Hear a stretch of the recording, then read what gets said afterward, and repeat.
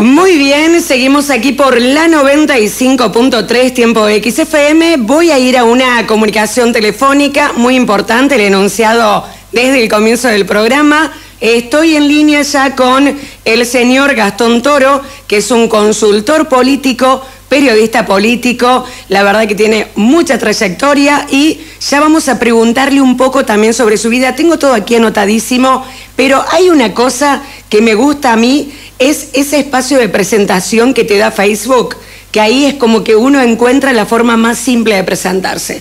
Y él se presenta como apasionado por la comunicación política, gerente general de Grupo Feedback SRL y buzo avanzado. Hoy no vamos a hablar de buzo, vamos a hablar de política, por supuesto, así que un gusto de mi parte. ¿Cómo estás, Gastón? No te voy a tutear, permiso. ¿Cómo estás, Gastón? ¿Cómo estás, Silvina? Obviamente, sí, tuteame. Buen día a vos y a toda tu gran audiencia de parte del Departamento Tercero Arriba. Bueno, en primer lugar vamos a comenzar a hablar sobre nuestro país para luego hablar un poco de lo que está pasando en Perú. ¿Cómo ves la realidad argentina? Yo cuando empezaba el programa de hoy estaba hablando y editorializando y pensaba sobre la agenda ciudadana, ¿no? Que es donde también debemos poner foco, y la veo tripartita: salud, educación y economía, todo en un mismo nivel. No sé si coincidís conmigo o cómo querés arrancar esta introducción de cómo estamos hoy a nivel nacional, Gastón. Y no estamos bien. En realidad, por ahí la diferencia de muchos consultores, ordenadores, periodistas políticos, es que yo siempre trato de no hablar con el diario del lunes. ¿Y por qué digo esto? Porque yo he sido muy crítico desde el día número 40 que anunció el presidente Fernández la cuarentena, que se extendió casi 8 meses. Fui muy crítico de las políticas implementadas sobre el mal manejo para mí desde el casi primer día de esta pandemia. Igualmente también con el ministro de Salud, Cardoso, fui muy crítico. Por suerte el gobernador Schiaretti hace un poco más de 60 días viró el timón y tiene otra actitud y entendió y se puso en sintonía con la sociedad y el desgaste, principalmente porque nadie está desconociendo el virus, nadie desconoce la efectividad y que todos necesitamos el tema de la vacuna, pero el desgaste psicológico que ya está teniendo esta sociedad y económico es terrible. Yo celebro que el gobernador Schiaretti ya lo entendió este año, pero el año pasado fui muy crítico del gobierno provincial y ni hablar del nacional. Bueno, realmente la importancia también de no ir a contramano, porque yo lo que decía es necesario que se vaya mirando geográficamente el mapa completo, pero también teniendo miradas más focalizadas, porque va variando la situación epidemiológica de lugar a lugar, y eso hace que también el agotamiento, porque mucha gente ha estado encerrada en tiempos donde no era crítica la situación en su lugar, y después, bueno, cuando llegó el virus ya tenía un cansancio de la acumulación de todo ese estrés a lo largo de todo ese tiempo, Gastón. Totalmente. Vos sabés, porque soy una excelente comunicadora, porque obviamente que yo cuando soy entrevistado pido que mi área de comunicación o yo en persona haga una mini investigación de quién me va a entrevistar para también saber la trayectoria, y la verdad que tenemos una línea de pensamiento desde el punto de vista profesional muy parecido. Y soy un gran investigador del COVID-19, porque si sos crítico de algunas políticas de gobierno, tenés que estar interiorizado de cómo se desenvuelve en el mundo esta pandemia, e inclusive también con el tema de antígenos, vacunas y demás. Nosotros tuvimos una ventaja que, como lamentablemente nunca, como siempre, acá en Argentina vamos en contramano, que fue que la película la vimos ya desde la primera ola 3 meses antes, y tuvimos funcionarios negacionistas hasta que nos tapó la ola. Con esta segunda famosa ola también la veníamos a ver. ¿Por qué la Argentina? A ver, yo hago una pregunta a los otros. ¿Por qué los argentinos no iba a llegar la segunda ola acá? Entonces hago esa pregunta.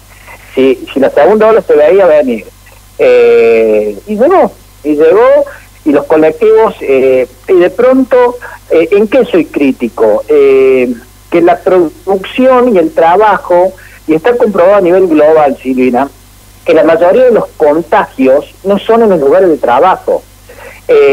Mira, salió un informe hace 20 días del Ministerio de Educación de la Nación, el mismo ministerio que maltrató el presidente, al ministro Trota, que el 1% de que empezó la presenciabilidad de clases es el nivel de contagio aproximadamente.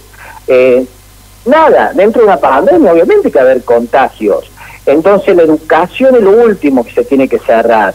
En muy pocos lugares del mundo cerraron la educación, no solamente por el tema de educar, sino por el tema de sociabilizar, y vos lo sabés perfectamente porque hemos estudiado sociología y sabemos de qué se trata. Así que en realidad, digamos, muy mal manejado, tuvimos más de un año y los colectivos siguen llenos en las grandes ciudades. Tuvimos más de un año y si vos ves, los subtes están llenos y ahí están los contagios. Tuvimos más de un año y se engloba el 90% de la población por el 10% de irresponsables. Entonces, dejemos de echar la culpa a la sociedad, porque en realidad, si vos estás en la plena ciudad de Córdoba, que tiene 1.600.000 habitantes, y te parás en la peatonal, vas a ver que de 100...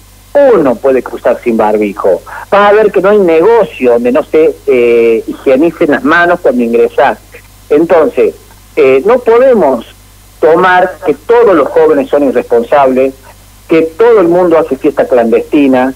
Es decir, soy contrario a culpar a la sociedad. Y te digo, y ya te dejo obviamente las preguntas tuyas, un pensamiento mío, y cuando un gobierno critica a la sociedad, solo demuestra su inoperancia y su inmadurez para gestionar. Perfecto, me pareció ahí una conclusión ya, digno de título.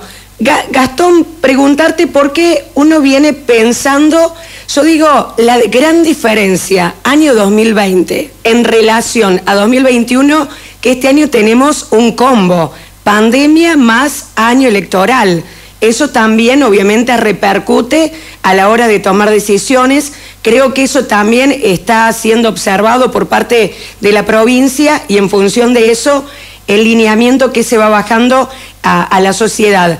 Y por otro lado, el debilitamiento y el desgaste que esto va generando en los oficialismos, que sé que también lo venís charlando mucho, nosotros también aquí lo estamos diciendo, y recién cuando empezaba el programa decía cómo afectó y cómo impactó esto en términos políticos. Donald Trump, sin ir más lejos, venía con un nivel de desempleo insólito, debajo del 4%, inflación del 2%. Antes de la pandemia todo indicaba que ganaba, hablando domésticamente, como decimos nosotros, con los ojos cerrados, ¿no? La pandemia también afectó su imagen. Obviamente que hay otros factores, pero no es el análisis concreto de Estados Unidos ahora. Pero digo, viene debilitando a las figuras públicas, quienes les toca gobernar, porque evidencian las diversas formas de no saber qué hacer, ¿o no? Totalmente. Donald Trump, yo no tengo casi dudas, siendo un observador de la política internacional de manera permanente y diaria, de que ganaban la elección en Estados Unidos si no hubiera ocurrido la pandemia. Fue un gran negacionista, y bueno, en la mayoría de los países, el mundo lleva más de 50 elecciones desde el comienzo de la pandemia, y en gran parte de esas elecciones se comió los oficialismos. Esta pandemia, lo que la venimos observando y viendo cómo las acciones y reacciones de cada gobierno a nivel global, demostró, como siempre digo, dos cosas: lo finito que somos los humanos, es decir, cómo cambia la vida de un día para el otro, lo finito que somos, y demostró, por segundo lado, el nivel básico de gobernantes que tenemos en gran parte, no al 100%, pero en gran parte a nivel global. Por ejemplo, para que el oyente le pongamos un ejemplo, la Organización Mundial de la Salud, digamos, no puede ser que un organismo como la OMS se haya contradecido tantas veces en esta pandemia. Es decir, vos como comunicadora o yo como comunicador y consultor puedo cometer algunos errores porque no soy médico, porque bueno, uno trata de estar interiorizado de algo nuevo como fue esto y esta pandemia, pero no la OMS. Entonces, y de eso te puedo dar cientos de ejemplos, que vos lo sabes perfectamente porque estás interiorizada permanentemente, de los errores cometidos por gobiernos y por organizaciones internacionales. Por eso son dos cosas que demostró esta pandemia. La sociedad quedó por encima de todas las clases dirigenciales, y si hay algo que creo que en este siglo XXI salvó un poco, entre comillas, a esta sociedad global, es la autarquía de los medios con el tema de las redes. Que fue una gran descarga y un gran movimiento a nivel global. Por ejemplo, a través del TikTok voltearon a Vizcarra, al expresidente de Perú, hace 6 meses atrás. Tremendo eso, sí, que son hechos insólitos, digamos. Claro, bueno, a través del TikTok empezó toda la parte, y en Perú que son muy conservadores, a través del TikTok empezaron a movilizarse videos entre jóvenes de 17 aproximadamente a 24 años, y logró en marcha masiva que terminó con la vacancia, como le dicen los peruanos en el Congreso, vacancia de destitución de Vizcarra. Y así te puedo nombrar un montón de países. Bueno, y acá lo que está ocurriendo, es decir, ayer me hacían una entrevista y dice, bueno, pero los que están caceroleando en Olivos no es tanta cantidad de gente, me preguntaba el periodista. Y yo dije, no es por la cantidad de gente, la foto de un niño frente a la policía con la bandera argentina tiene mucho más significado que si hay 200, 400, 500 personas. Claro, ¿qué significa el significado de eso, lo que eso representa? Por ahí más allá de la cantidad.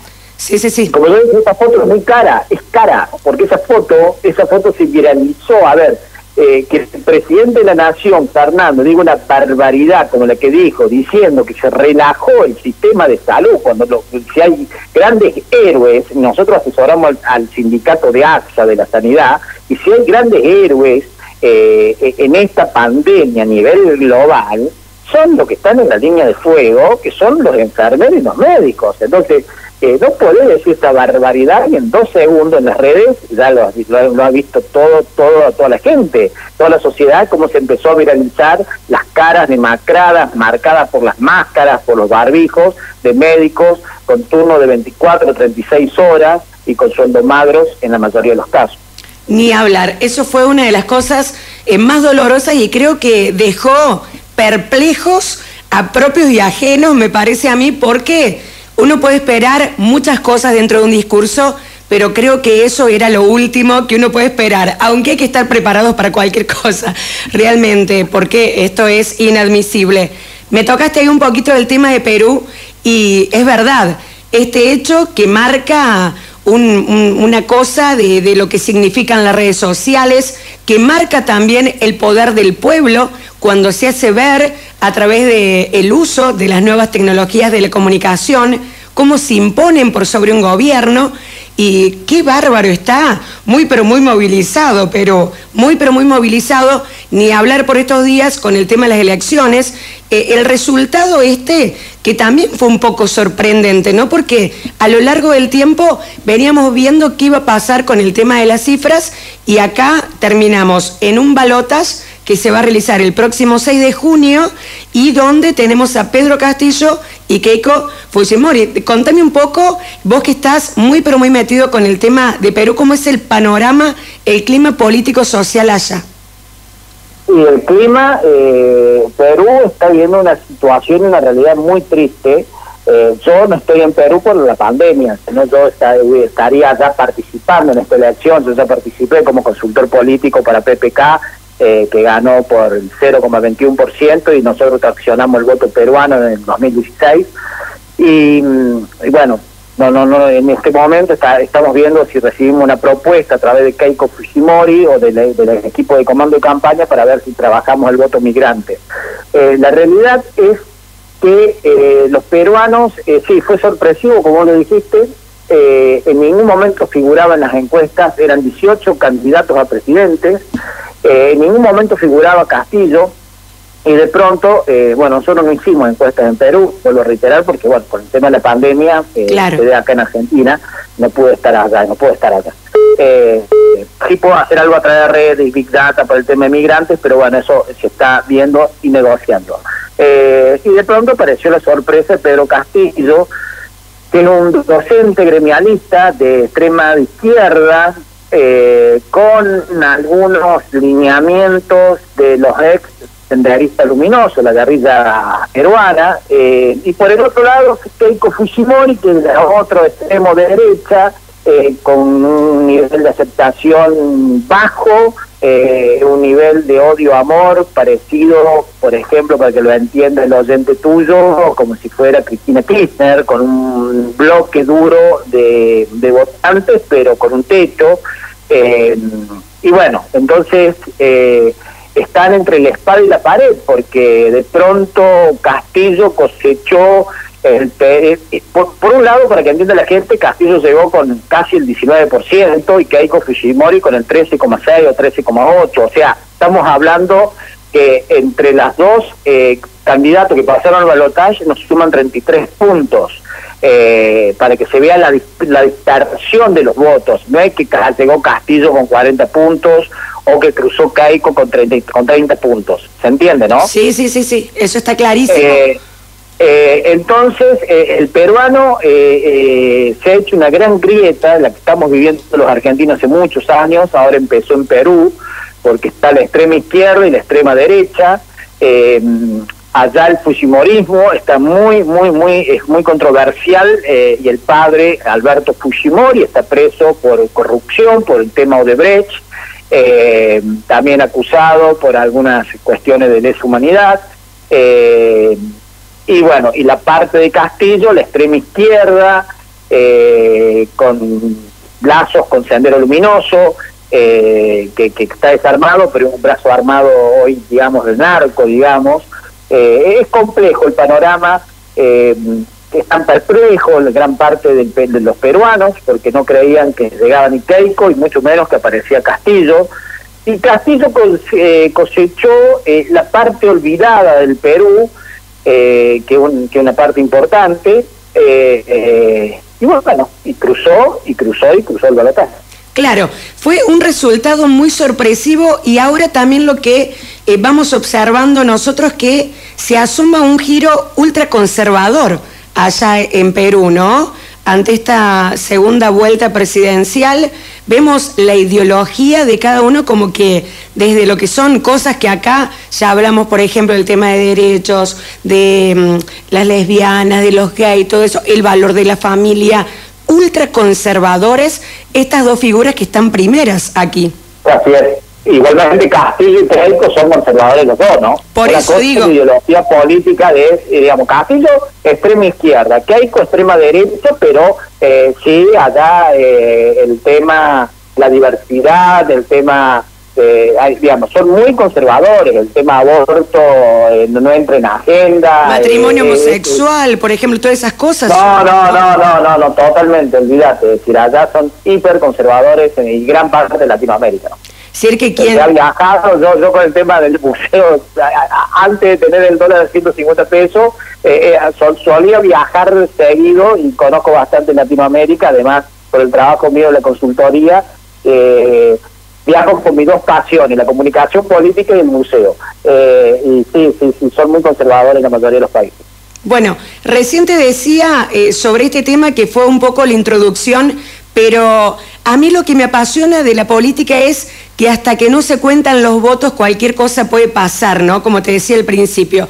Pero para llegar a esa cualquier cosa hay toda una construcción, ¿no? De imagen, un trabajo de posicionamiento, una búsqueda de resultado. En el caso de la segunda candidata, digamos, que está aquí en este balotaje, la verdad que ya tiene su trayectoria con intenciones de llegar a la presidencia. ¿Qué irá a pasar en este balotaje, teniendo en cuenta que en estas elecciones del 11 de abril tuvimos estas sorpresas, entre comillas? Y lamentablemente, sin estudios sociológicos de campo bien realizados en redes con algunas herramientas Big Data, es difícil anticipar algunos comportamientos.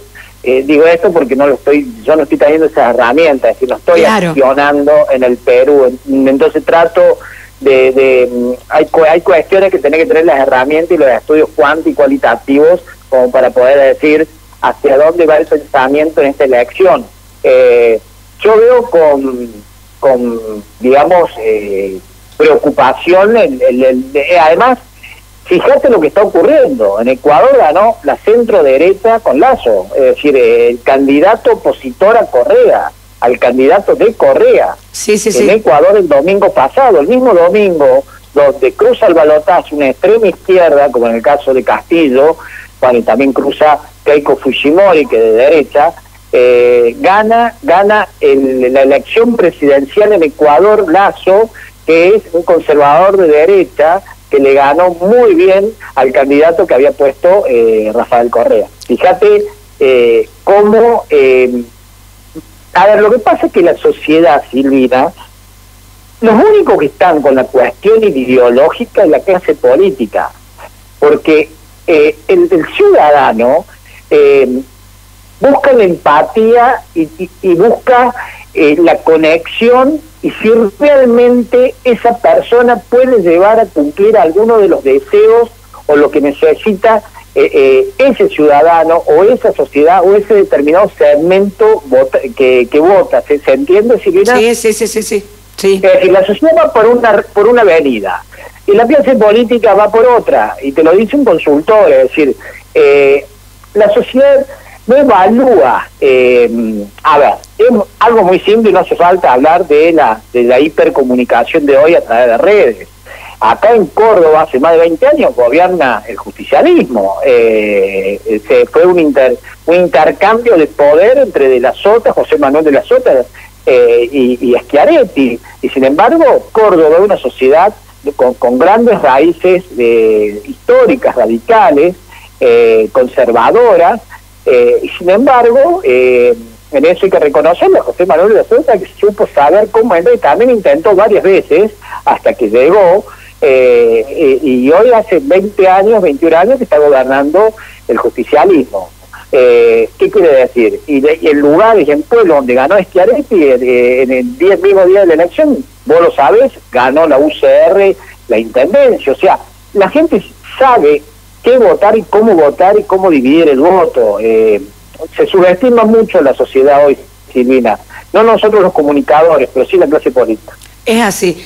Estamos hablando, ya que me pusiste este tema acá en esta entrevista, hoy también yo planteaba eso, Gastón, la diferencia que existe entre los temas de interés de agenda.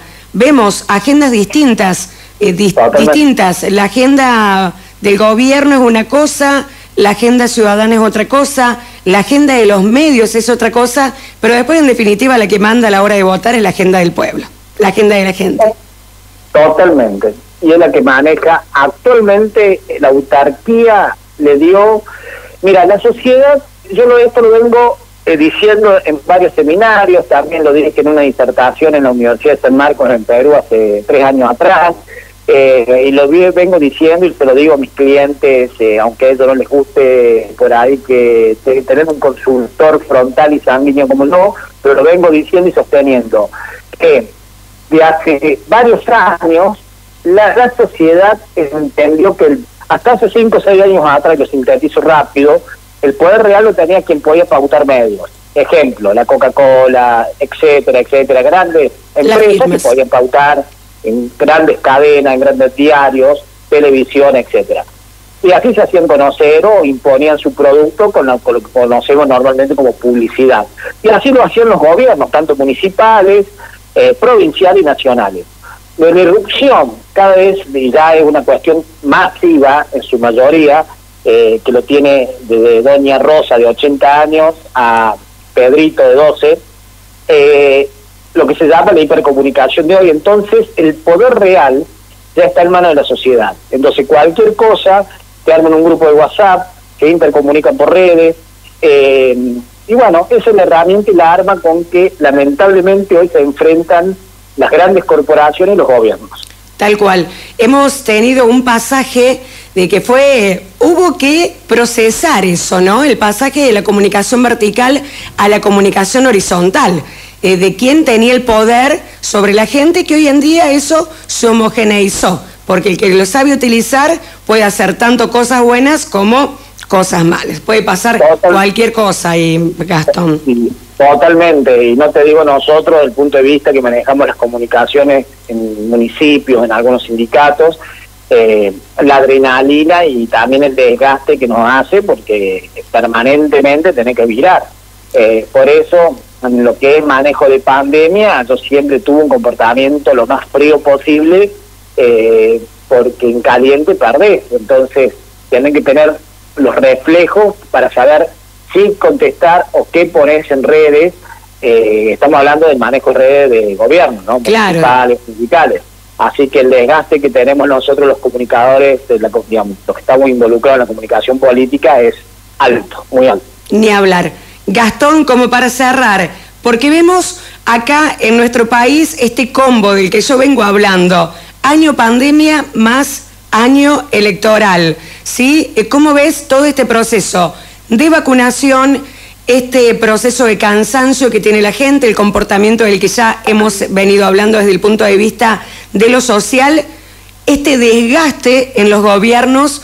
¿Cómo crees que va a repercutir en estas elecciones? ¿La gente está interesada en ir a votar? ¿Es solamente cuestión de agenda de los políticos? Ya como para ir sintetizando de qué se avecina para estas elecciones que vamos a tener, las PASO, que tanto se dice sí, paso no, paso antes, paso después en el mes de octubre o el mes ahora más temprano. En fin, tanta cosa dando vuelta en torno al tema elecciones. Bueno, voy a tratar de ser sintético. La gente tiene, sacando los fanáticos de un lado y de otro, sacando los fanáticos que no son la mayoría, son la minoría, el resto de la sociedad, 100% tiene un gran interés de hacer el escarmiento en las urnas. Un gran interés, y esto se ha visto y se está viendo en todos los procesos electorales, y acá en Argentina ni te cuento.